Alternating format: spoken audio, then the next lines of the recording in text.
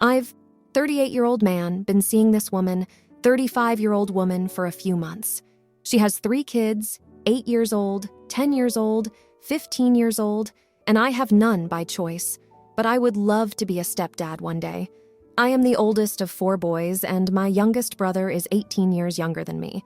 I have been around kids since I was 6 years old. My brothers have a combined 6 kids now. This comes into play later. We have been doing great for the duration of our relationship. No arguments or anything. We have been doing family activities together. Everything has been great. So we are at dinner Friday night, and there is a table of 8 adults and 1 baby. The baby, 1.5, 2 years old, is just relentlessly screaming bloody murder for like 15 minutes straight. All gas, no brakes. The parents are acting like nothing is going on, completely ignoring it.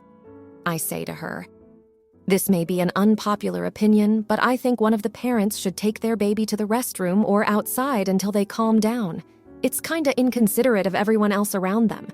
This sparked something in her soul, and she absolutely lost it. Told me, "If you really feel that way, that just makes you a horrible human being, and that I was a male Karen for even thinking that." She blames the whole issue on me, not having kids and not knowing what it's like, etc. If you knew it could possibly offend me, then why even say it? And that she now can't trust me because I might say something out of line to her kids or parents. We finished up and I took her home, where we sat in the driveway and talked some more. I explained that I have been around kids my entire life, and even though I don't have any of my own, I absolutely know what it's like. I've had to take my youngest brother outside for the same reason multiple times growing up. If I'm at dinner with my family and one of my nieces or nephews start losing it, I am the one that takes them out so mom and dad can have a break. That I was just expressing my opinion, and it wasn't a big deal if she didn't agree, because it would never come into play with her kids' ages. She refuses to let it go and stays livid, continues saying mean poop until I asked her to get out and drove home. Gutted. Am I the idiot? Update. Yes, I did break it off. We had 0 communication until Sunday when I called her and officially ended it. She just said, "Seriously?" and hung up. Oh. I came here for some validation because she really did start to make me feel like I was an idiot for thinking this way. I just wanted to make sure. The restaurant was what I would call upscale Mexican. Not your average Casa Mexicana, but not some fine dining joint either. She has been a single mom for around 5 years. To those of you saying there must be more to the story, there's not. We've never had a fight. She has introduced me to her kids, and they really like me, invites me over for dinner and game nights. Everything was going really well. This was a curveball out of the blue, completely blindsided. I did play a large role in raising my siblings, as my mom was also a single parent who worked full-time. I never claimed that I know exactly what it's like to have kids. I said that I played a large part in raising my siblings and am currently very much involved with my nieces, nephews. So I have some idea what it's like. How would I react on an airplane? This is hilarious to me. I've been through screaming babies on airplanes probably half a dozen times. Obviously, there's nowhere to go on an airplane. I'm proactive and bring noise-canceling headphones on every flight. Now, here are the comments. Comment 1. It could be a sensitive topic for her. She may feel stressed out, like she doesn't have help, and that it's hard for her. Which I totally get, but ultimately, you're not wrong. It is inconsiderate to just let your child sit and scream and disrupt other people. So I say, not the idiot. Comment 2. She was defensive because she was a Karen that let her kids wail for the entire meal when they were young. It's basic etiquette to take kids outside to settle them down when they start screaming. Comment 3. Not the idiot at all. I always took kids or grandkids outside on the very rare occasions that they were acting up in public. It's just basic manners, in my opinion. No one wants to listen to a screaming kid. Ever. Now, for the next story. For background, I'm 28 years old and I had an extramarital affair. My husband and I were having some issues. He was unfaithful, and we were not living in the same house. I was angry at him and just felt completely numb and betrayed. Then one day, I met a man. He was 26 years old, nice and really funny. Let's call him Corin. We went out for drinks, and one thing led to another, and we had a one-night stand, and we had the most disappointing sex ever. I felt even worse. I meant to go to the pharmacy and get the morning after pill, but couldn't as I found out my grandmother was in the hospital. Then I eventually forgot about the whole thing. Fast forward 3.5 months. My husband and I started to work things out in therapy. I told him about the affair, and we moved on. Our marriage had been stronger and happier. We were enjoying raising our son. And then I found out I was pregnant. The timing coincides with my affair with Corin. I contacted him and notified him after I told my husband. He gave me $500 to have an abortion and gave me a bunch of research about having children by different fathers and scheduled an appointment at the clinic. Said he wasn't ready to be a father and to get rid of it. My husband, being the great guy that he is, supported me in whatever I wanted to do and offered to raise the baby. I couldn't bring myself to have an abortion and kept the baby. He had blocked me on all platforms, and I never knew where he lived. I kept all the communication saved. Now my daughter is 2 years old. I bumped into him at the grocery store. He saw my daughter and now wants contact. He said that the baby looks like him and is very upset that she exists. I haven't confirmed or denied anything. I have been silent. I feel like such an a-hole. Edit. I wanted to give more context. My husband and I were not living in the same home for 2 months before the affair. We were essentially separated. I also want to clarify that I do not want child support. I have never wanted, and I do not need it.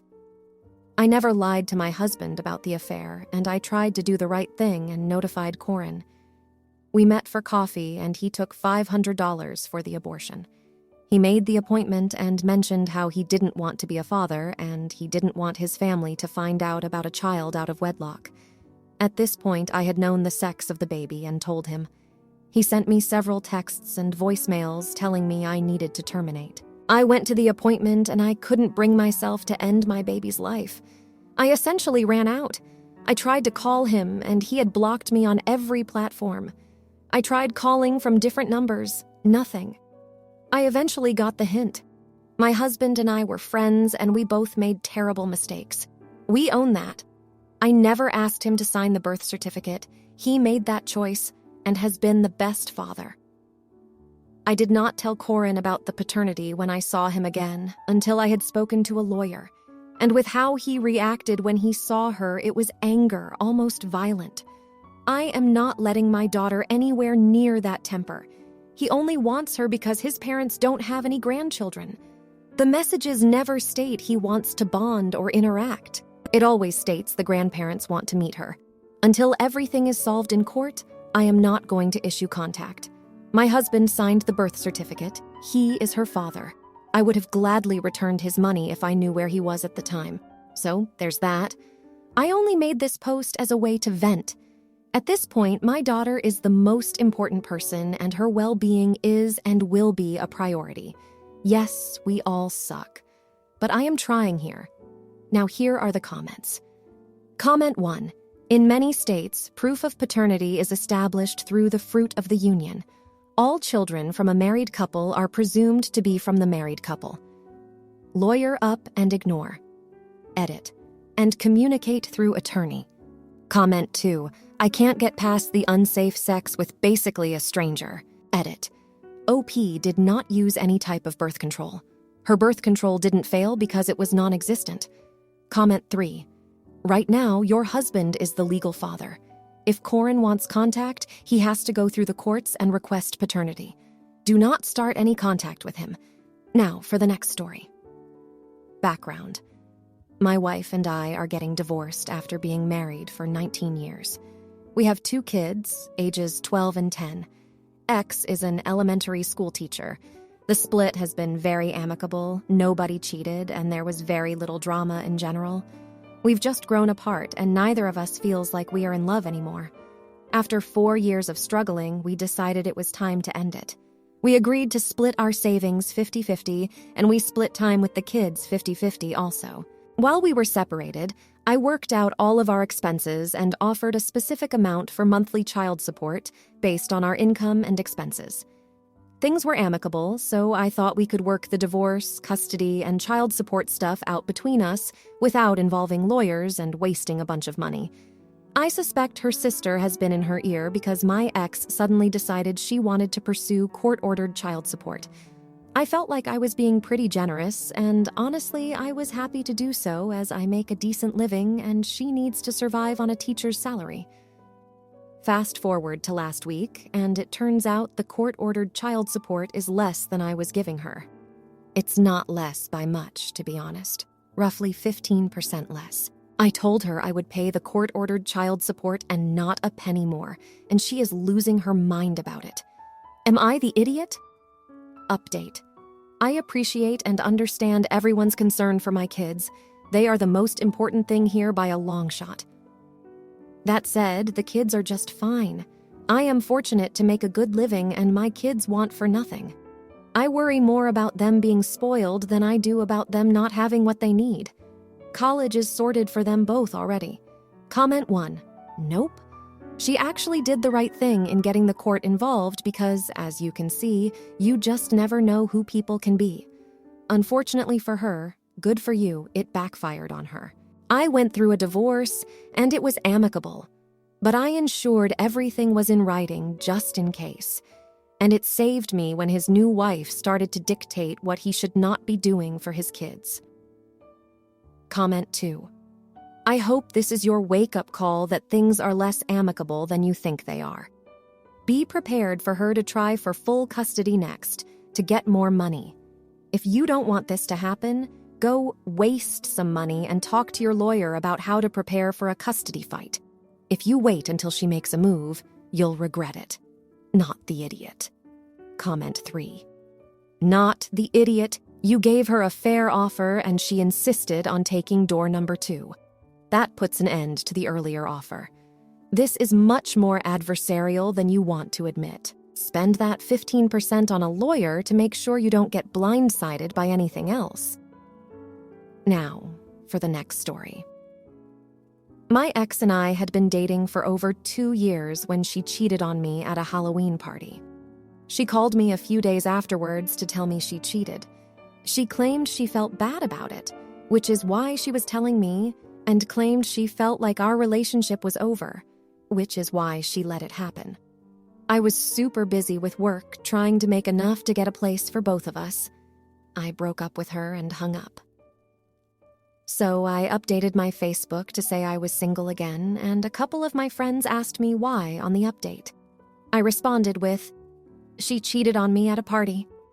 Well, roughly 7 hours later, my ex's friends and sister are blowing up my Facebook and phone, threatening me and calling me an idiot for bringing strangers into my ex and me, business.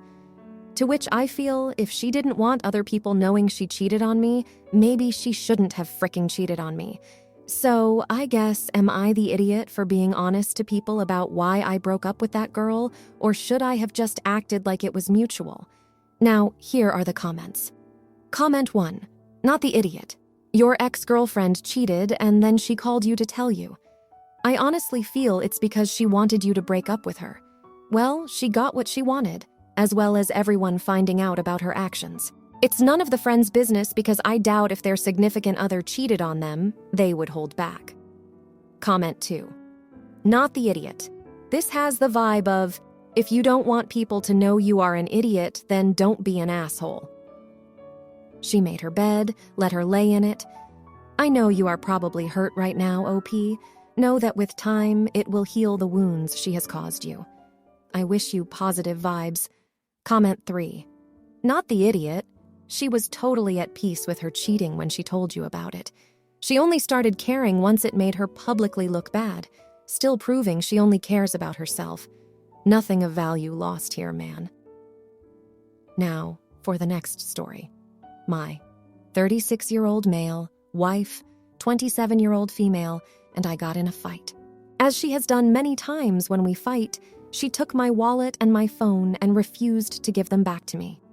After demanding for a while for her to give them back without any success, I left the house to go for a walk and cool down. When I come back home, she is no longer there, and I receive an email from my bank for potential fraudulent charges on my credit card.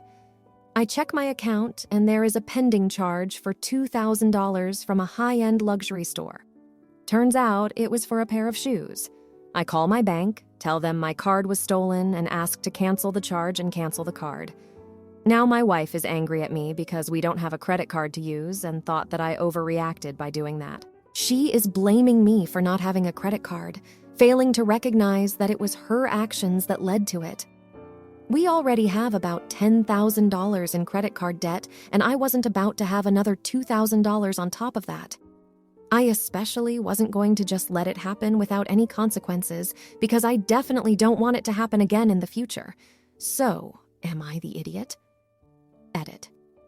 Because many people have been asking, she did not end up getting the shoes. She pre-ordered them online and was on her way to pick them up from the store when I canceled the transaction and the card. So, there are no worries there. Edit. Thank you all for your support and advice. It has really opened my eyes.